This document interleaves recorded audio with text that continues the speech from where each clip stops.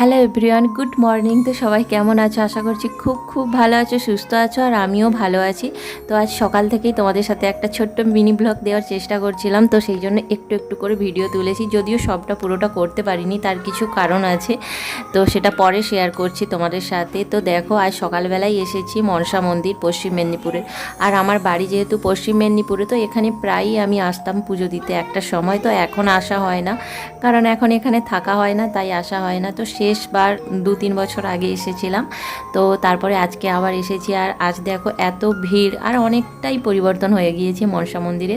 তো আগে যখন আসতাম তখন এত ভিড় ভাড়টা কিছুই থাকতো না, মানে নিজে থেকেই পুজো দিতাম। তো আজকে এত ভিড় মানেই ফার্স্ট টাইম দেখেছি। তো প্রচণ্ড ভিড়, তার মধ্যেই পুজো দিয়েছি ঠেলাঠেলি করে আর কি।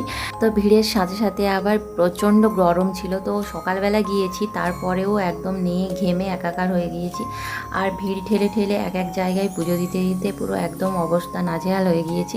তো এইদিকে তোমাদের দাদাভাই ভিডিও করছিল, আর আমি আর মা গিয়েছি পুজো দিতে। আর মনসা মন্দিরে সবার মনস্কামনা যাতে পূরণ হয়, সেই জন্যই সবাই মানত করে। তো আমারও মানত ছিল, সেই কারণেই আমি পুজো দিতে এসেছি।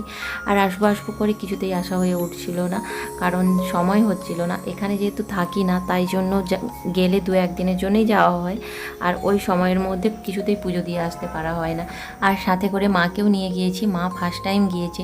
বাড়ির সামনে হলেও কেউ মাকে নিয়ে যায় না। তো ভাই অনেকবার গিয়েছে, বাবা অনেকবার গিয়েছে, আমিও বিয়ের পরে বরের সাথে অনেকবার গিয়েছি, কিন্তু মা সববারই বলে যে আমি যাব।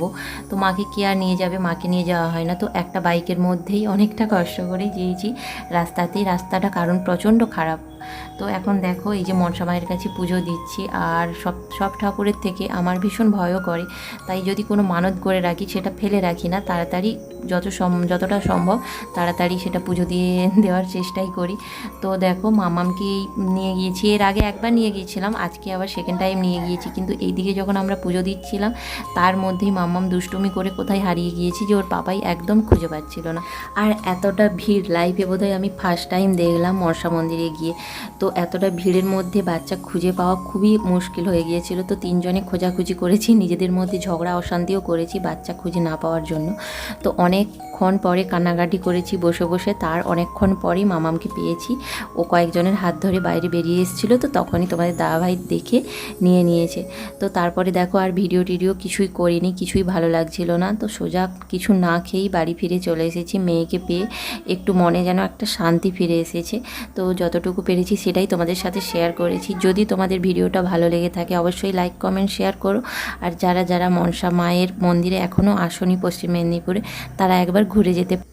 আর কেউ অবহেলা করে এড়িয়ে যেও না, মায়ের কাছে এলে মনের সমস্ত আশা ইচ্ছে পূরণ হয়।